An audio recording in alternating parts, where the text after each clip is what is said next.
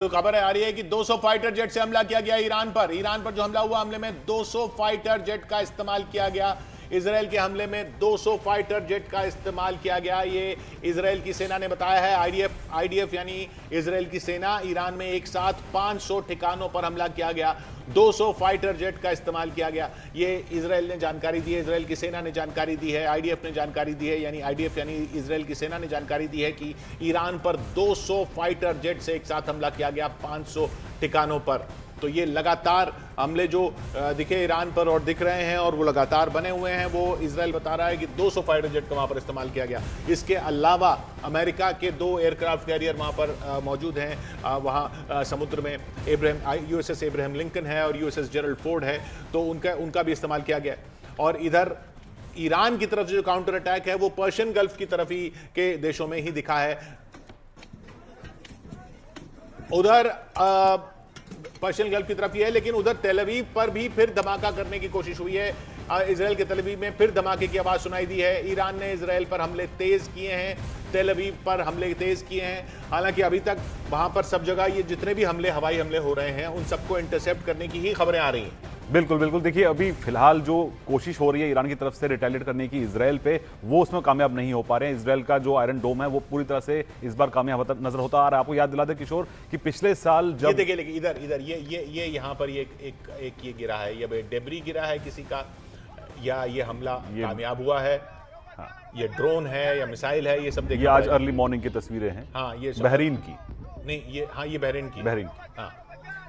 तो जो पिछले साल की अगर हम बात करें तो जो 12 दिन का वॉर चला था इजराइल और ईरान के बीच में, तो बताया जा रहा है कि ईरान की तरफ से इन 12 दिनों के अंदर 550 मिसाइलें दागी गई थी इजराइल पे। तो कहीं ना कहीं नुकसान उस वक्त हमें देखने को मिला था, इजराइल में नुकसान हुआ था। लेकिन आज जो हम पिछले 24 घंटों में देख पा रहे हैं, 24 से करीब 30 घंटे बीत चुके हैं, तो अभी तक इजराइल में उस तरह का डैमेज नहीं दिखा है जो कि हमने पिछले साल देखने को मिला था। लेकिन वहीं अगर हम देख पा रहे हैं कि जो ईरान के आसपास के जो देश हैं, चाहे बहरीन है या कतर है या फिर यूएई है, जहां पर इस तरह का स्ट्रॉन्ग डिफेंस मैकेनिज्म या एयर डिफेंस सिस्टम नहीं है, जहां पर हम जो नुकसान देख पा रहे हैं, चाहे वो खासतौर से दुबई में जो हमने नुकसान देखा है, वो बिल्कुल उस तरह का नहीं है जो कि हमने पिछले साल इजराइल में देखा था।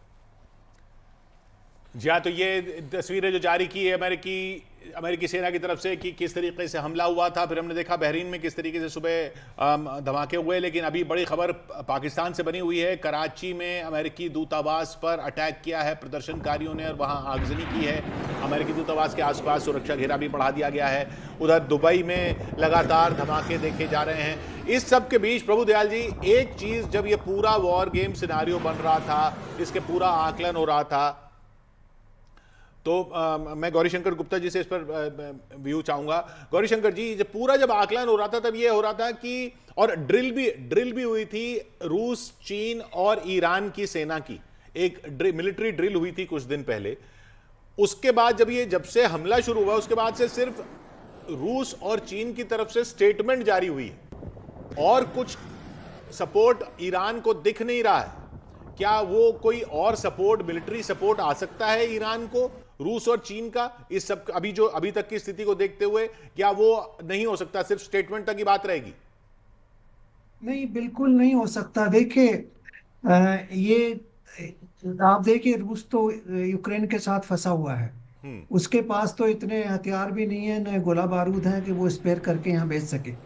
और चाइना जो है वो बड़ा ट्रेडिंग पावर है, वो अपनी इकोनॉमी को ध्यान में रखते हुए काम करता है। वो कभी भी ऐसे झगड़ों में फंसेगा नहीं, बिल्कुल भी। वो स्टेटमेंट जरूर इश्यू कर देगा, उनको डिप्लोमेटिक सपोर्ट दे देगा, लेकिन एक्चुअल ग्राउंड पे उसको सपोर्ट करना उसके लिए संभव नहीं है। ये उनकी पॉलिसी भी नहीं रही है। तो मैं मानता हूं कि ईरान को ये अकेले ही आगे ले जाना पड़ेगा। उसके जो हूती और जो एक दो हमास के कुछ लोग बचे हुए हैं, वो जरूर उनको सपोर्ट करेंगे। बाकी कहीं सपोर्ट मिलने वाला नहीं है। और ईरान की इकोनॉमी आप जानते हैं बहुत वीक है। पिछले कई वर्षों से उनके ऊपर सैंक्शंस लगी हुई हैं। उनके ऑयल एक्सपोर्ट्स बिल्कुल रुके हुए हैं, सिर्फ चाइना को वो एक्सपोर्ट कर पा रहे थे। उनके अंदरूनी जो कलह है उसमें भी काफी विद्रोह हुआ था, आपने देखा दिसंबर और जनवरी के बीच में। तो इन सब चीजों को देखते हुए ये लग रहा था कि ईरान अभी सबसे ज्यादा वीक पोजीशन में है और इसी का फायदा रसिया सॉरी अमेरिका और इजराइल ने उठाया है, जी जी। उन्होंने देखा कि इससे अच्छा मौका अटैक करने का हो नहीं सकता। सबसे बड़ी समस्या एक ही है कि अब नई सरकार बने वहां पर, और वो सरकार मॉडरेट लोगों की बने, और फंडामेंटलिस्ट या रेडिकल एलिमेंट्स उस सरकार में नहीं हो। ये इंश्योर करना एक बहुत जरूरी चीज है। वो कैसे होगा, वो आने आने वाले हालांकि दिनों में अमेरिका ने पता कहा है लगेगा। कि वो ईरान को इराक नहीं बनने देगा। यानी जिस तरीके से इराक पर हमला हुआ था उसके बाद जो इराक का हलवा, वो इराक नहीं बनने देगा, बल्कि वहां पर एक रिजीम चेंज की कोशिश में है।